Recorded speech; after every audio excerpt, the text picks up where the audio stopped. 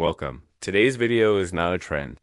It's not some productivity hack to get a quick high, and it's definitely not for people chasing the next dopamine hit. This is for the version of you that's tired of surviving, tired of repeating the same patterns, tired of pretending that you're okay when you know deep down you were made for more for the next 21 days. We're rebuilding you one challenge at a time, one truth at a time, one small but powerful step toward the life you were meant to live. But before we start, you need to understand something most people never do. The battle you're fighting, it's not out there. It's not your job, your relationship, your city, or your bank account. The real battle is in here, in your subconscious mind. Nikola Tesla once said, if you want to understand the secrets of the universe, think in terms of energy, frequency, and vibration. What he didn't tell you is that you are a frequency machine, and the settings you're running on, they were programmed long before you even realized it. Programmed by your past, by your trauma, by your parents, by your fears, by every moment someone told you, don't try too hard. You're not good enough. You'll never make it. Here's the hard truth. 95% of your thoughts, your decisions, your emotions, your actions, they aren't yours. They're your programming. Your subconscious mind is like the operating system behind your life. It silently decides what you believe, what you fear, what you think you deserve, and yes, even what you settle for. If you don't rewrite that program, you'll live the same day on repeat for the rest of your life. So, what is the subconscious? Let's make this simple. Imagine your brain as a smartphone. Your conscious mind is like the screen, what you see. What you tap, what you scroll, your subconscious. That's the entire operating system running in the background. You don't see it, but it controls everything. How fast the phone runs, what apps you can use, whether the phone even works at all. Now imagine that operating system is full of viruses. Beliefs like, I'm not good enough. I always mess things up. People like me never succeed. And then you wonder why you feel stuck, why motivation fades, why your life never really changes. It's not your fault. It's your programming. And starting today, we're going to rewrite it. This isn't just another challenge. This is a reconstruction, a deep rewiring of who you are, what you believe, and how you live before you build a new life. You have to destroy the lies that have been running it. Let me ask you something powerful. What lies have you been calling truth your whole life? Because here's the reality. You don't need to be more productive. You don't need another habit tracker or another motivational podcast. What you need is to stop being poisoned. Think of it like this. You can't pour fresh, clean water into a cup that's already filled with acid. So today, before we talk about goals, before we talk about building new habits, we're cleaning the mental cup. Here's what I want you to do. Grab a blank page, find a quiet space, write down 3 limiting beliefs that come up when you think about your future. Be honest. Be raw. Be brutal. Maybe your page will look like this. I'm too old to change. I'll never be consistent. I always ruin everything. And here's the secret. These are not affirmations. These are the lies you've been programmed. With the quiet scripts that have been running in the background for years. Now, here's where we flip the switch. Take each lie and rewrite it as its opposite truth. I'm too old to change. Gives, this is the perfect time to become who I was always meant to be. I always ruin everything. Gives, I've made mistakes, but I learn quickly and grow stronger. I'll never be consistent. Gives, I can become consistent because now I understand what's been blocking me. And here's the key. Don't just write it.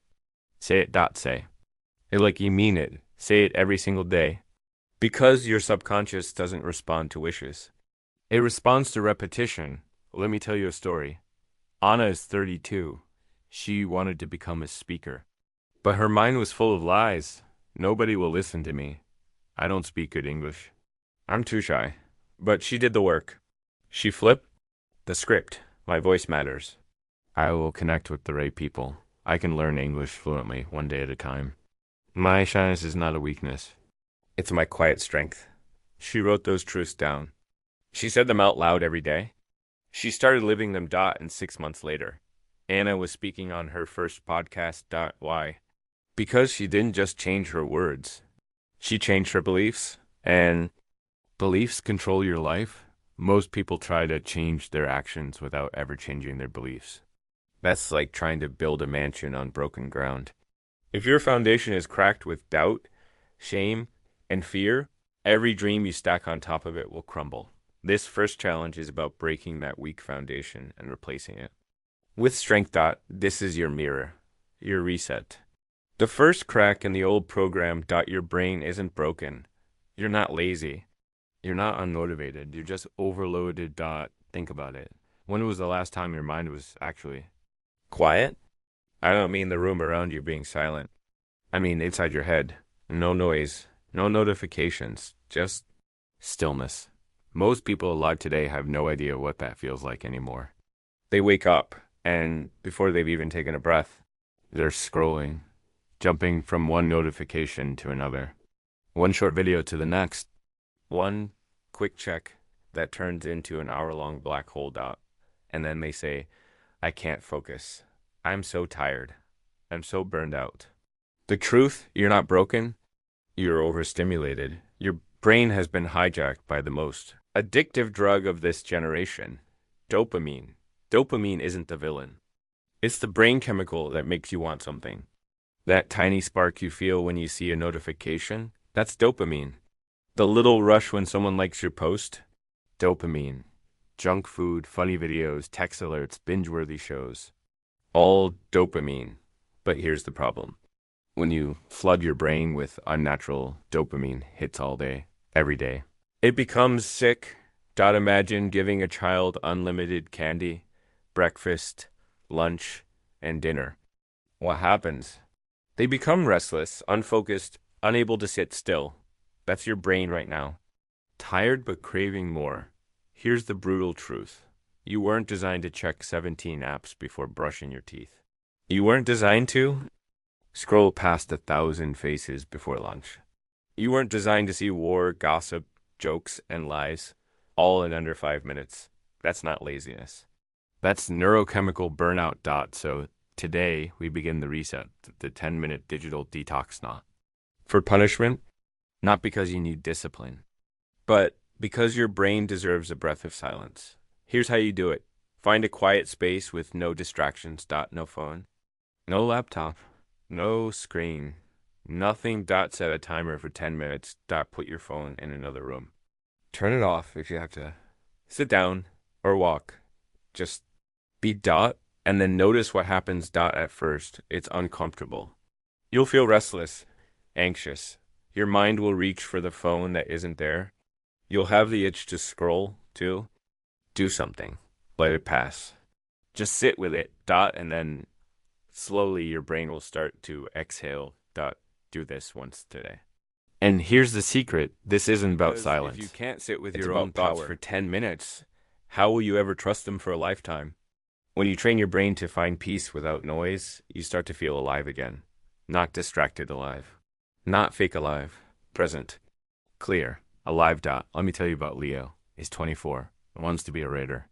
But every time he sat down to write, his mind went everywhere. He'd check his phone, scroll, watch videos. Anything but write. He thought something was wrong with him. He tried the detox. 10 minutes every day. At first, he hated it. Anxiety, restlessness, silence that felt too loud. But then something shifted. The noise in his head started to quiet. His focus came back. Ideas started flowing like water. And within a week, he wrote 2 full chapters in one sitting. Why? Because his brain wasn't begging for escape anymore. It had finally come home to itself. Silence is only uncomfortable. If you're running from your own mind, most people can't be alone with their thoughts because they've buried so much pain for so long. The phone is a shield. The scrolling is an escape, but healing doesn't come from escape. Healing comes from attention. And that's what this challenge gives you. Your attention, your focus, your power back in your hands. After your 10 minutes, write this down. What did you feel? What thoughts came up? What were you avoiding? Turn this into your daily reset. Because in a world where everyone is overstimulated, choosing silence is rebellion. And in rebellion, you'll find freedom. You've been stuck in the past. You've been anxious about the future.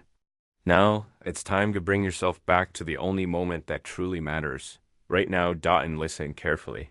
This isn't about peace. This isn't about relaxation. This is about power because the truth is, most people don't actually live their lives. They live in two prisons. One is the past, full of regret, shame, and endless what ifs. I should have done this. Why did I mess that up? If only I'd been smarter, stronger, braver. The other is the future, full of fear and anxiety. What if I fail? What if they leave me? What if I never change? But here's what almost no one realizes. The present, this moment, this breath is the only place where you have power. Ask yourself right now, as you're hearing these words, are you truly here? Or are you lost in some memory of yesterday? Or worry about 10 minutes from now? That's the problem. We're always somewhere else. And if you spend your whole life living in your head, you'll never actually live your life. Mindfulness isn't just for monks or spiritual retreats. It isn't about sitting by a waterfall or humming for hours.mndfulness is a weapon. It's how you take control back from the chaos in your mind. When you learn how to sit in the present, you stop being a puppet to your fears. You stop being dragged into storms that don't even exist.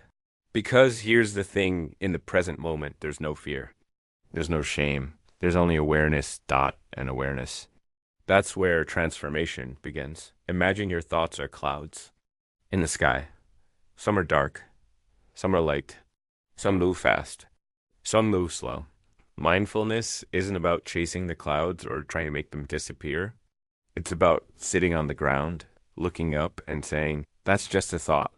I don't have to follow it. That's just a memory. I don't have to relive it. That's just anxiety. I don't have to believe it. Mindfulness is the art of watching the storm without becoming a dot. And once you master that, you become unshakable. How to practice mindfulness. Here's your challenge. Just 5 minutes. Find a comfortable seat. No need to cross your legs or look like a goo. Close your eyes.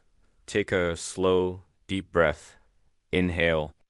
Exhale. Focus only on your breath. Feel the air enter your nose. Feel it fill your lungs. Feel it leave your body. Your mind will wander. That's okay. That's normal. When it does. Don't fight it. Don't judge yourself. Just say, that's a thought, and gently return to your breath. Do this for 5 minutes. That's it. Let me tell you about Elena. She's 40, a single mother of 2. Every night she would lie in bed, heart racing, thoughts spinning, bills, kids, work, her body, her future. When she started this 5-minute practice, the first 3 days were brutal. She cried. She felt everything she had been avoiding for years. But something shifted on day 4.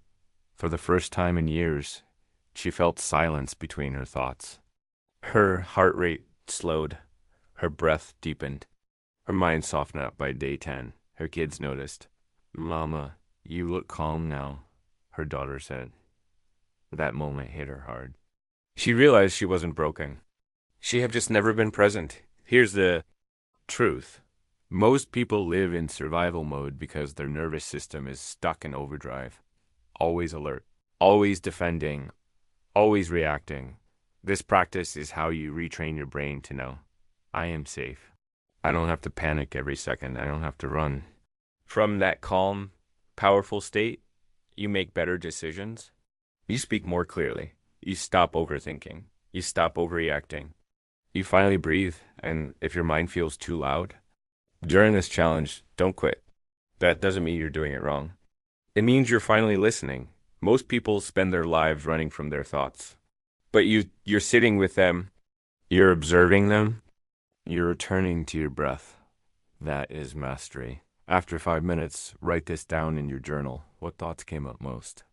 Was there even a brief moment of stillness? What did you learn about yourself? Because the deepest lessons in life won't come from books or videos. They'll come from those quiet moments when you finally sit still. And listen, this is not about meditation. This is not about escaping life. This is about facing it fully, honestly, without distraction, Dot, because the person who can sit with their mind is the person who can master their life. You are not a failure. You're not broken. You are a learner with scars that tell stories. Here's the truth most people never want to face. They don't live in the present because they're still bleeding from their past. They made a mistake once, and they've been punishing themselves for it ever since. They hurt someone and carry that shame every single day. They trusted the wrong person, and now they trust no one. They failed once, and now they call themselves a failure. But listen to me. You are not your past. You are what you learned from it, Dot. And if you don't learn the lesson, you'll keep repeating the pain over and over until you do. Your brain is wired to. Remember pain more than success. It's how humans survive for thousands of years. But when you don't process that pain, it stops being a memory and starts becoming your identity. And that's when things get dangerous. You stop taking chances. You stop opening your heart. You stop trusting yourself, Dot. So today, we're going to do something that feels hard but will set you free. We're going to take your worst moments and turn them into the fuel that builds your future. Because regret is just wisdom trapped in pain. And it's time to release it. Your challenge. 3 mistakes. 3 lessons. Here's what I want you to do today. Grab a pen and a piece of paper. Write down 3 things you deeply regret. A mistake you made. A choice you wish you could take back. A time you hurt someone. A chance you didn't take. Now. For each one, ask yourself, what did this teach me? What did I learn about people, about life, about myself? How did this pain make me wiser, stronger, more aware? And when you found the lesson, write this sentence under each one. I made this mistake. I am not this mistake.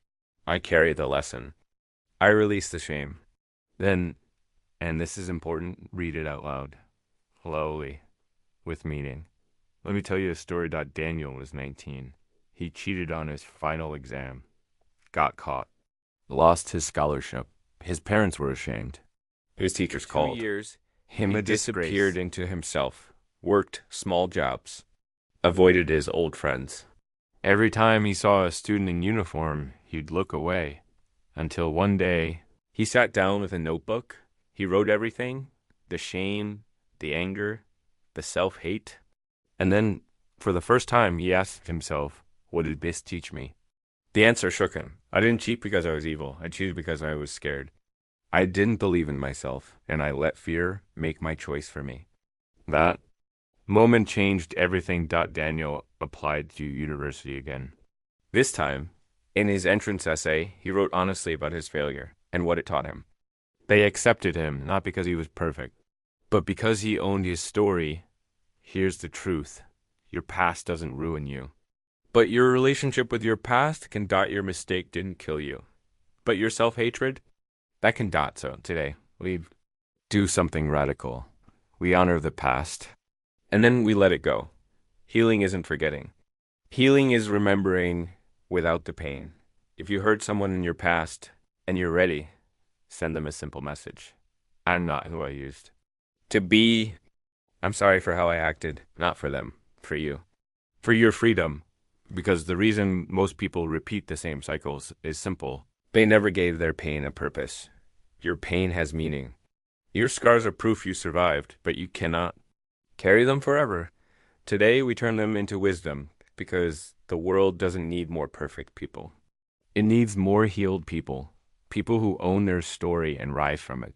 And now, you're becoming one of them. If you can see it, your brain can believe it. And if your brain believes it, your actions, your habits, your energy, your choices will start moving in that direction. But here's the problem. Most people go through life without ever asking the simplest question. What do I actually want? Not what your parents wanted. Not what society told you to chase. Not what your friends are doing. What you want. Because if you don't know where you're going, you'll never get there. Your mind needs a destination. That's how your brain works. It seeks clarity. Without it, you stay stuck in circles. Your brain doesn't know the difference between imagination and reality. That's why you cry during movies or feel fear when you remember something painful. So when you visualize your dream life, clearly, with detail, with emotion, with depth. Something powerful happens. Your brain starts building belief systems around that image. You stop saying, that's impossible. That's not for people like me. And you start saying, this feels real. This feels possible. This feels like home. Your challenge. Create the vision. Here's what I want you to do. Find a quiet place where you won't be disturbed. Sit down. Close your eyes. Breathe deeply. Ask yourself, where am I waking up? What kind of clothes am I wearing? What work am I doing? Who is with me? What does the energy around me feel like? How do I carry myself in this life? Let your mind wander. Let your future self speak. Now open your eyes. Grab your journal. Write a paragraph that begins with, my dream life looks like this. And here's the rule. Don't write what's realistic. Write what sets your soul on fire. Close your eyes for a moment. Imagine this. You wake up, not to an alarm, but to the sound of waves gently hitting the shore outside your window. Your home sits on a quiet hill by the ocean. The morning light pours through glass walls, brushing over soft white curtains. You stretch and you smile.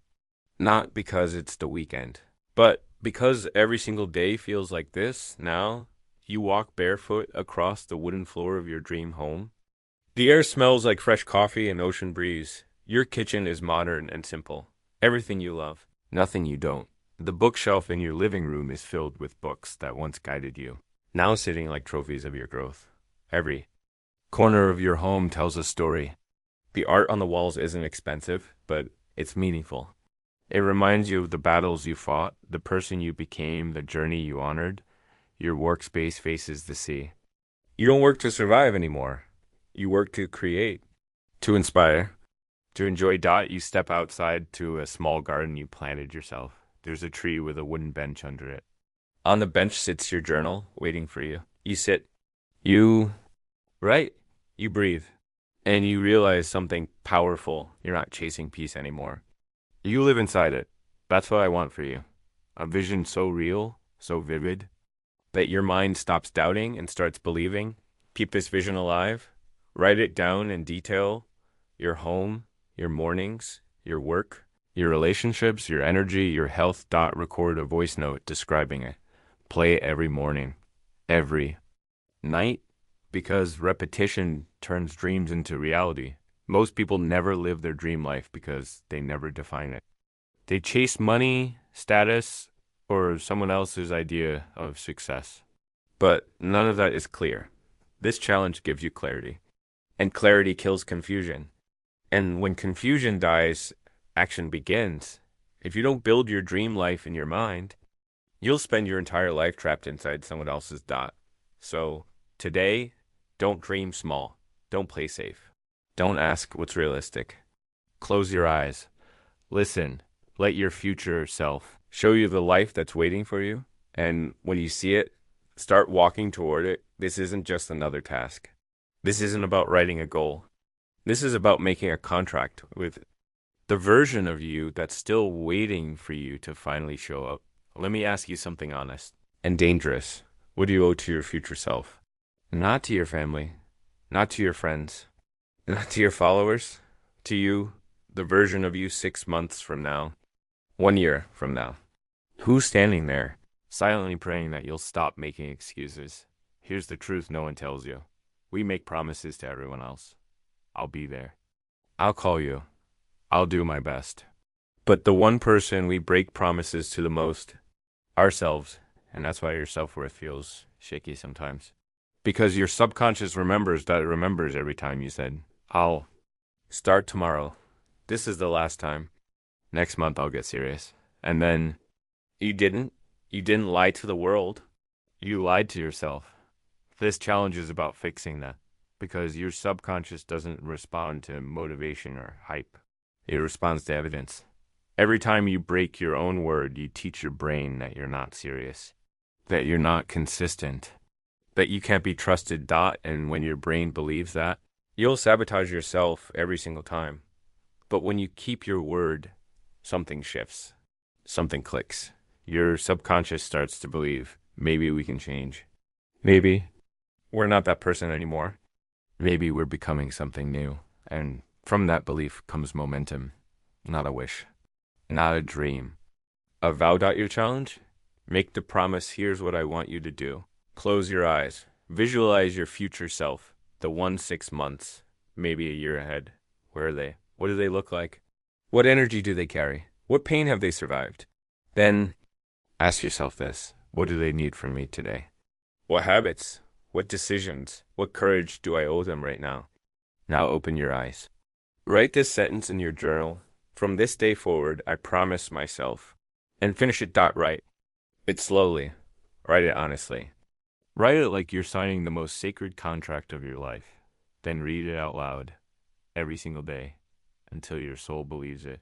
Let me tell you about Andre Dot at 36. He weighed 130 kilograms, bullied since childhood. Every year, he told himself, this year, I'll lose weight. But it was always just a goal, a wish. Nothing more. Until one night, after binge eating and crying alone, he stood in front of the mirror and whispered, from this day forward, I promise myself, I will never abandon my health again. And notice what he didn't say? He didn't say, I'll lose 30 kilograms. He didn't say, I'll go to the gym. His promise was simple. I will stop abandoning myself. And that one promise changed everything, not just the weight, but the man he became, because for the first time in his life, Andre felt like a man he could trust. That's the power of this challenge. This is no longer about likes, or trends, or external results. Quiet, uncheckable this is about strength of being someone who does what they say, even when no one's watching, even when you're tired, even when it hurts. Because one day, your future self will look back and whisper, thank you. Thank you for not giving up on me when it was easier to stay broken. Don't write a big list. Don't try to be perfect. Write one promise. Just one. Make it so true, so sacred, so unshakable that breaking it would feel like betraying your soul. That's how you change your identity. Not in one giant leap, but one promise at a time. One decision at a time. From this day forward, you are no longer a maybe. You are a promise in motion. Your outer world is a reflection of your inner world. And when life feels heavy, when your mind is scattered, when everything feels too big to fix, the one thing you can take back right now is your environment. This isn't about becoming a neat freak. It's not about organizing your room like a productivity guru. This is about control. When everything feels like it's falling apart, you can't fix your past today. You can't fix the economy. You can't change what other people do, but you can fold the clothes on that chair. Clear the clutter on your desk. Make your bed like you're preparing for war. That simple act sends a powerful message to your brain. I am not helpless. I am not stuck. I am in charge, starting right here. Your environment is constantly talking to your mind. A cluttered room, overwhelmed mind, a dirty kitchen, delayed decisions, a messy closet, mental fog. But when you clean even one small corner, you activate something primal inside of you. It whispers, we're not just surviving anymore. We're rebuilding. We're coming back to life. Your challenge. Start small today. Pick one small space that feels heavy or chaotic. It could be your desk. One drawer, the corner of your room, your nightstand, a single shelf in your kitchen. Set a timer for 20 minutes. No phone, no distractions, and clean it. Not like you're just tidying up, but like you're preparing that space for the next version of you to step into. When you finish, step back, look at it, take a deep breath, and say to yourself, this is the beginning of order. This is the space where my next chapter begins. Let me tell you a story. Last year, I was depressed. Not the kind of depression people post about for likes. The silent kind. The invisible kind. I stopped believing in myself. I couldn't focus. My room, it showed it. Clothes everywhere. Books stacked like bricks. Empty bottles. Fast food wrappers. Dust in every corner. If someone had walked in, they wouldn't have seen me. They would have seen my pain. My chaos. My hopelessness. One night, at 2:14 a.m., I just snapped out. No music. No distractions. Just me. and the mess I had created. I started small, the floor first, then the table, then the shelves, and something shifted Dot by the time the sun came up. The room looked different. But more importantly, I felt different. I had proof. Proof that I could change something. Proof that I wasn't my chaos. Proof that I could take control again. That night taught me something I'll never forget. When life feels too big to fix, start small. Dot. Start with your desk, your knit stand, your bag. Anything. Dot, because when you clean one physical space, you send a signal to your mind. We are not done. We are not broken. We are starting again. This isn't about tidiness. It's about identity. Dot. It's about rewriting the story your environment tells you so that your space finally supports the person you are becoming, because your surroundings are not just background. They are signals. Dot, and today we make sure those signals say, a powerful, focused, disciplined person lives here. A person with direction. A person who respects their space because they respect their future. You don't need to clean your whole life in one day. You just need to start. Dot, and once you control your space, you start to believe you can control your destiny, and that belief, that's the first step to becoming unstoppable. Dot, you can do everything, right? You can meditate. You can clean your space. You can visualize your dream life. You can write promises to yourself, but if you're still holding on to pain, if deep inside you're still carrying anger, bitterness, or resentment, then you're not free. You're a prisoner, not of them, not of what they did, but of your own heart. Forgiveness isn't about them. Dot, it's about you. Dot, it's about your peace, your freedom, your ability to finally step into the next version of yourself without dragging the weight of the past along with you. Most people never get there. They hold on, gripping the pain like proof of what was done to them. But listen closely. Forgiveness does not mean that what they did was okay. Dot, that you forget, that you let them back into your life, that they win and you lose. Dot, no. Dot, forgiveness means this. I will no longer let this pain poison me. I will no longer carry this person's mistake inside my body. I deserve peace. I deserve freedom. And I choose it now, even if they never apologize. Your challenge? Cut the rope. Here's what I want you to do. Close your eyes. Take a deep breath. Bring up the memory, the wound, the betrayal, the hurt. Let yourself feel it. The anger, the sadness, the disappointment. Don't run from it. Let it rise out, and then either whisper these words or write them down in your journal. You hurt me. You betrayed my trust. You left a scar I never deserved. But today, I set myself free. I forgive you, not because you deserve it, but because I do. I deserve peace. I deserve joy. I deserve a future that is not chained to the past. So I let go. Not for you, for me. Take another deep breath. Exhale. Dot, and say it again. Slower this time, and mean it. I forgive you. And I free myself. If you're ready, here's an extra step. Write a letter to that person. Pour out everything you've ever wanted to say. Don't send it. Don't share it. When you're done, rip it up. Burn it safely. Let it go. Symbolically and powerfully. Let me give you an image.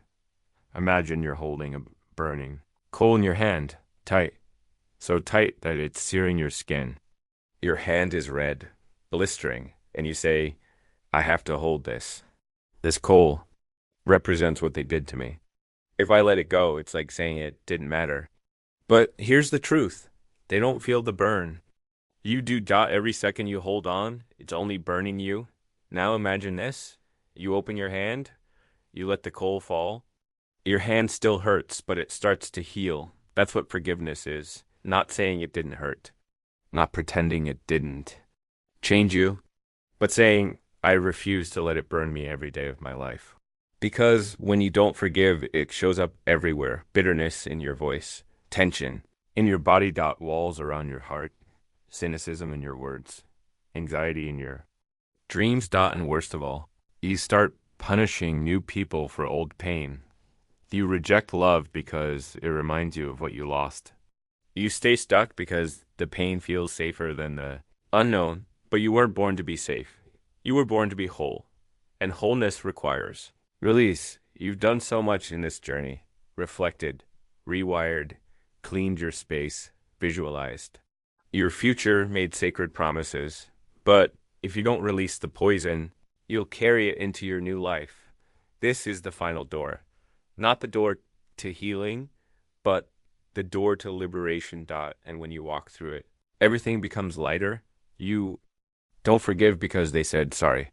You don't forgive because they earned it. You don't forgive because someone told you that you should. You forgive because you are finally ready to heal. And when you do, the chains fall, the weight drops, the storm calms. And for the first time in years, you take a full, deep breath, and you are free. So here you are. Not just someone who watched a video, not someone who just listened and moved on.